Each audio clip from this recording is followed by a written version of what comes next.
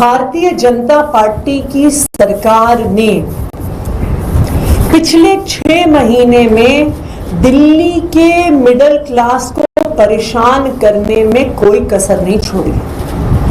जब से दिल्ली में भारतीय जनता पार्टी की सरकार बनी है, मिडिल क्लास परेशान है।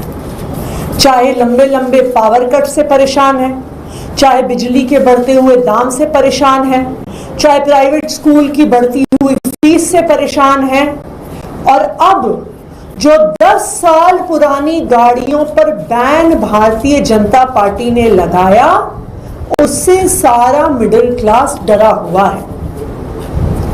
लोग गाड़ी क्यों खरीदते हैं? मिडिल क्लास का एक सपना होता है कि हम मेहनत करेंगे, पैसे इकट्ठे करेंगे, हो सकता है कि एक सेकंड हैंड गाड़ी ईएमआई पे खरीदें, एक छोटी गाड़ी ईएमआई पे खरीदें। ये एक मिडिल क्लास का सपना होता है। लोग सालों मेहनत करते हैं कि 5 साल के लोन पे, 7 साल के लोन पे अपने परिवार के लिए गाड़ी ले लें। दिल्ली वाले और क्यों गाड़ी खरीदते हैं? महिलाएं इसलिए गाड़ी खरीदती हैं क्योंकि भारतीय जनता पार्टी की 4 इंजन की सरकार ने महिलाओं को आज तक कभी सुरक्षा नहीं दी है। महिलाएं पब्लिक ट्रांसपोर्ट में जा नहीं सकती हैं क्योंकि वहां पे लोग बदतमीजी करते हैं। भाजपा वालों ने मार्शल्स को हटा दिया। महिलाएं सड़क पे नहीं जा सकती हैं, मेट्रो स्टेशन से, बस स्टैंड से घर नहीं आ सकती क्योंकि लड़के बदतमीजी करते हैं और कोई पुलिस नहीं होती है। इसलिए महिलाएं गाड़ी खरीदती हैं। बुजुर्ग क्यों गाड़ी खरीदते हैं? क्योंकि उनको सेफ्टी, सिक्योरिटी चाहिए होती है कि अगर रात बेरात कहीं जाना हो।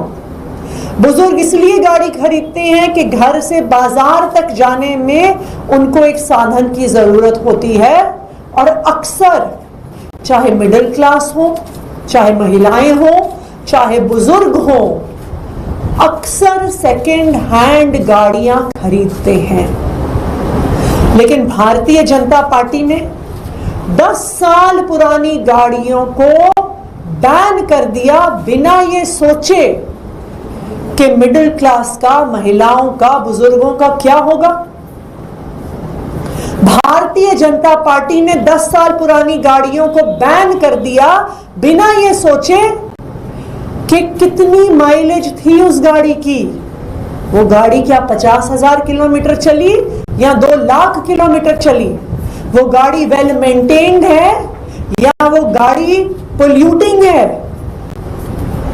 भारतीय जनता पार्टी ने car scrappers, car manufacturers, car retailers, car dealers, इन सबके साथ साठ गांठ करी कि 62 लाख परिवारों को नई गाड़ियां, नए 2 व्हीलर्स खरीदने पड़े। जब दिल्ली की जनता ने इस फैसले का विरोध किया तो भारतीय जनता पार्टी ने एक फर्जीवाड़ा शुरू कर दिया।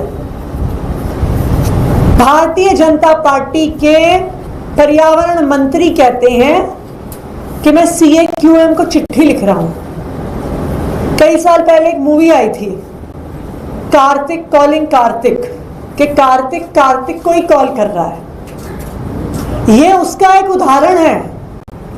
BJP writing to BJP, BJP की दिल्ली सरकार, बीजेपी की केंद्र सरकार की CAQM को चिट्ठी लिख रही है कि जी आप हमारी बात सुनो। और अब फिर से कार्तिक वापस कॉल करेगा कार्तिक को जब CAQM मीटिंग करेगी दिल्ली सरकार की चिट्ठी पे, और वापस चिट्ठी लिखेगी। ये बिल्कुल 100% फर्जीवाड़ा है। अगर भारतीय जनता पार्टी इस बैन को हटाना चाहती तो हटा सकती थी, लेकिन वो कार्तिक कॉलिंग कार्तिक खेल रहे हैं चिट्ठी लिख के। पहली बात। दूसरी बात, भारतीय जनता पार्टी की सरकार ने कहा है कि हम सुप्रीम कोर्ट जाएंगे। कहां से आ गई इतनी सुप्रीम कोर्ट में आस्था? सुप्रीम कोर्ट के तो बड़े बड़े आदेशों के बाद अब अध्यादेश लेके आ गए, कानून लेके आ गए। सर्विसेज की जजमेंट को जब सुप्रीम कोर्ट की कॉन्स्टिट्यूशन बेंच ने दिया, 8 साल के केस के बाद 8 दिन में केंद्र सरकार भाजपा वाले एक अध्यादेश लेके आ गए, एक ऑर्डिनेंस लेके आ गए। और अब जब पुरानी गाड़ियों की बात आई, मिडिल क्लास बुजुर्गों की, महिलाओं की गाड़ियों की बात आई, तो कह रहे हैं नहीं जी, हम तो सुप्रीम कोर्ट को मानते हैं, हम सुप्रीम कोर्ट जाएंगे। क्यों? क्योंकि भारतीय जनता पार्टी चाहती है कि वो सुप्रीम कोर्ट जाएं, सुप्रीम कोर्ट उनकी एप्लीकेशन को खारिज करे, फिर मुख्यमंत्री हाथ खड़े करके कहेंगी कोर्ट का ऑर्डर है, कोर्ट का ऑर्डर है। जब झुग्गी तोड़ते हैं तो कहते हैं जी कोर्ट का ऑर्डर है, ये तो बताते नहीं है कि वही कोर्ट गए थे ऑर्डर लेने के लिए। भारतीय जनता पार्टी ने 10 साल पुरानी गाड़ियों पे जो दोनों कदम उठाए हैं वो 100% फर्जीवाड़ा है।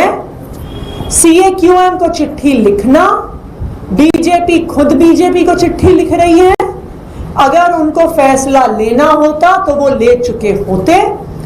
दूसरी बात, सुप्रीम कोर्ट जाना भी सिर्फ और सिर्फ वहां से केस को डिसमिस कराने के लिए है कि उसके बाद सरकार कह सके, कोर्ट के ऑर्डर के पीछे छिप सके। आम आदमी पार्टी की ये मांग है कि 10 साल पुरानी गाड़ियों के मुद्दे पर भारतीय जनता पार्टी की सरकार तुरंत कानून लेकर आए और जो मिडिल क्लास के बुजुर्गों के, महिलाओं के सिर पर तलवार लटक रही है कि किसी भी दिन उनकी गाड़ी जब्त हो सकती है, कि किसी भी दिन उनकी गाड़ी को पेट्रोल मिलना बंद हो सकता है, कि किसी भी दिन उनका घर से निकलना अनसेफ हो सकता है, कि किसी भी दिन उनको लाखों रुपए का खर्चा आ सकता है, इस लटकती हुई तलवार को सिर्फ और सिर्फ कानून से ठीक किया जा सकता है। तो हमारी भारतीय जनता पार्टी से ये मांग है कि इन 10 साल पुरानी गाड़ियों को लेकर तुरंत कानून लेकर आए, अगले 1 हफ्ते में कानून लेकर आए, चाहे ऑर्डिनेंस के माध्यम से लाएं, चाहे अगर दिल्ली विधानसभा का स्पेशल सेशन बुलाना है उसके माध्यम से लेके आए। विपक्ष उनका पूरा समर्थन करेगा। अगर वो कल विधानसभा का सत्र बुलाना चाहे तो विपक्ष तैयार है, अगर वो ऑर्डिनेंस के माध्यम से इन गाड़ियों को बचाना चाहे तो विपक्ष तैयार है। लेकिन अगर कानून नहीं आएगा तो ये तलवार लटकी रहेगी और सुप्रीम कोर्ट किसी भी एप्लीकेशन को खारिज कर देगा। लेकिन अगर कानून आ जाता है तो फिर सुप्रीम कोर्ट भी उस नए कानून के आधार पर ही फैसला देगा। तो भारतीय जनता पार्टी से हम मांग करते हैं कि इन 10 साल पुरानी गाड़ियों को बचाने को लेकर जल्द से जल्द अगले 1 हफ्ते के अंदर अंदर कानून लेकर आए, फर्जीवाड़ा बंद करें। Thank you. और मैम, आप लोग जब सरकार में थे गाड़ियां तो तभी बैन थी, तब भी गाड़ियां उठाई जा रही थी, स्क्रैप किया जा रहा था, और अगर कानून लाने का ऑप्शन था तो आप लोग क्यों नहीं लेके आ पाए? कुछ उसमें कानूनी परेशानी थी क्या? भारतीय जनता पार्टी की तो 4 इंजन की सरकार है, 4 से भी पता नहीं कितने ज्यादा इंजन रोज बढ़ाए जा रहे हैं। वो MCD उनका है, दिल्ली सरकार उनकी है, पुलिस उनकी है, CAQM उनका है, केंद्र सरकार उनकी है। जैसे वो 8 दिन में सुप्रीम कोर्ट के फैसले के खिलाफ जाकर ऑर्डिनेंस लेके आए थे, वो क्यों नहीं ला सकते? अगर उनके कानूनी सलाहकार कहते हैं कि दिल्ली विधानसभा से नहीं पास होगा, संसद से पास होगा, तो वो संसद में कानून लेके आए, वो केंद्र सरकार से ऑर्डिनेंस लेके आए। अब तो सारी सरकारें उनकी हैं। आज अगर भारतीय जनता पार्टी मिडिल क्लास को बचाने के लिए, महिलाओं को बचाने के लिए, बुजुर्गों को बचाने के लिए कानून नहीं लेके आती है तो ये साफ हो जाएगा कि उनकी car manufacturers, car dealers, car scrapers के साथ सांठ गांठ है। ये बिल्कुल साफ साफ दिल्ली वालों को दिख जाएगा। बीते दिनों फैसला आया दिल्ली जल बोर्ड की तरफ से कि जो अधिकारी या सीईओ हैं वो खुद से 50 करोड़ तक की परियोजनाओं को मंजूरी दे सकते हैं और कहा गया कि इससे काम तेजी से हो सकेंगे, खासतौर से यमुना की सफाई। कैसे देखते हैं? 50 करोड़ तक के फैसले दिल्ली जल बोर्ड के सीईओ ले सके, ये निर्णय 10 साल पहले अरविंद केजरीवाल जी की सरकार ने किया था। 10 साल पहले अरविंद केजरीवाल जी ने दिल्ली के लोगों को अच्छी पानी की व्यवस्था मिल सके, सीवर की व्यवस्था मिल सके, कच्ची कॉलोनियों में सीवर की लाइन डल सके, वाटर ट्रीटमेंट प्लांट बन सके, इसके लिए ये फैसला लिया था। और 8 साल तक लगातार इस फैसले के आधार पर जल बोर्ड ने तेजी से दिल्ली जल बोर्ड ने काम किए। लेकिन यही भारतीय जनता पार्टी थी, इनके ही अफसर थे जिन्होंने कहा कि ये तो हो नहीं सकता, जल बोर्ड के सीईओ को इतनी पावर दी नहीं जा सकती, हम जल बोर्ड को पैसा नहीं देंगे, हम उसका ग्रांट नहीं रिलीज करेंगे, हम उनका लोन नहीं रिलीज करेंगे। ये वही भारतीय जनता पार्टी है। और आपको याद होगा बार बार दिल्ली विधानसभा में दिल्ली जल बोर्ड के फाइनेंसेस का यही मुद्दा उठाया गया।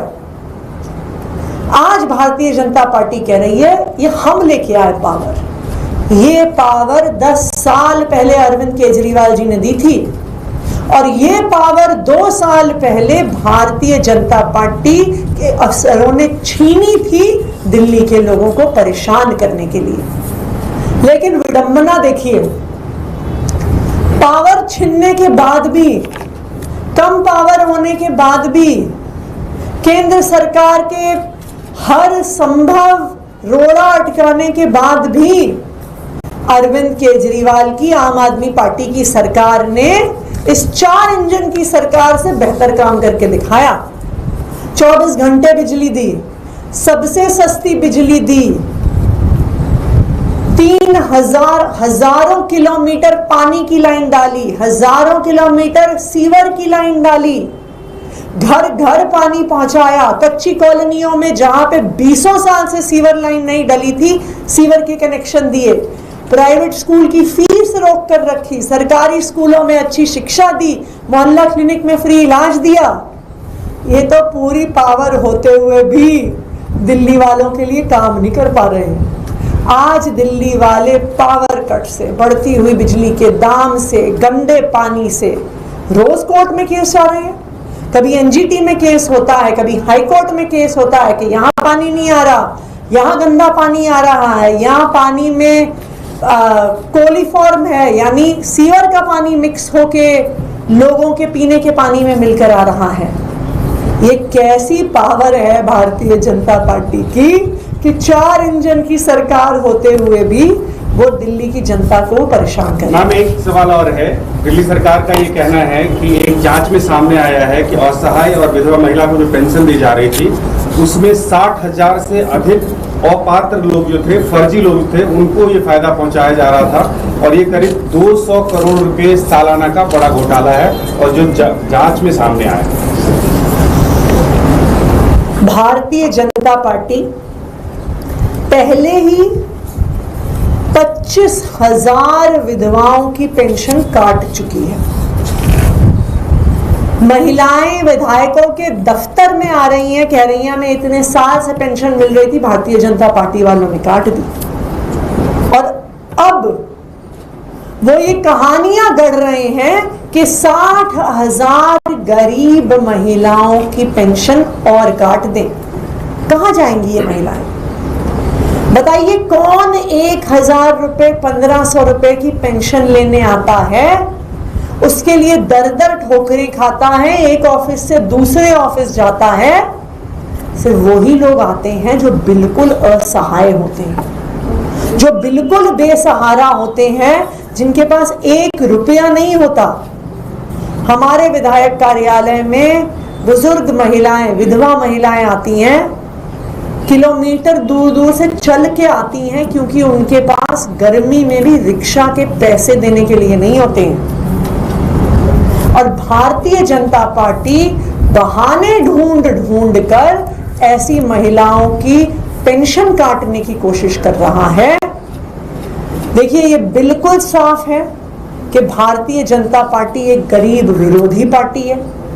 जिस तरह से गरीबों के घर उजाड़े जा रहे हैं, जिस तरह से गरीब परिवार से आने वाले लड़के लड़कियां जो बस मार्शल की तरह काम कर रहे हैं, उनकी नौकरी छीनी जा रही है। मोहल्ला क्लिनिक में काम करने वालों की नौकरी छीनी जा रही है और अब विधवाओं की पेंशन छीनी जा रही है।